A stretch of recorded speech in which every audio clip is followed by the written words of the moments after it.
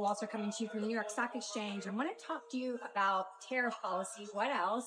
And so far, Trump's ability to seem flexible. So we know that Liberation Day, April 2nd, it's been a couple of weeks now.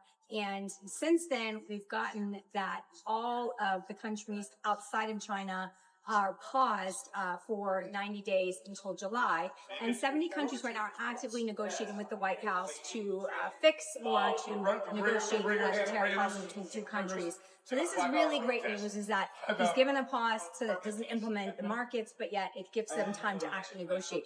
China is another situation altogether. Obviously, Trump raised the tariffs on Chinese goods to 145%, and Xi Jinping retaliated at 125%.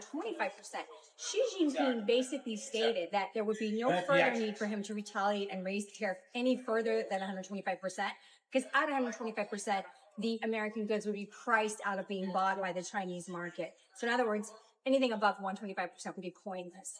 Now, Trump has, again, shown additional flexibility by exempting out smartphones, electronics, these kinds of things. Foxconn and Apple are super happy about that. But the truth is that we can't implement and really negotiate directly tit for tat with China if we're going to be exempting things out.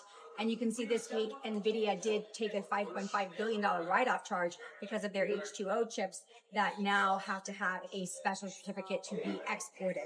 So Trump is being flexible. What we did see is that 90-day tariff pause came on a day that the markets were really, really struggling. I mean, it was the worst trading day for years, and that's when we saw the capitulation from Trump. But I want to point out that I don't believe that that was, in fact, equity-based or equity-related. It actually was, in fact, more related to yields in the bond market and liquidity issues in the bond market, specifically with hedge funds and the repo market and swaps. So that's really what Trump and his treasuries are going to be looking at more, is the actual bond market and yields, and making sure that liquidity does not dry up there. So Trump is flexible, but there is going to be volatility until this tariff policy gets fully resolved.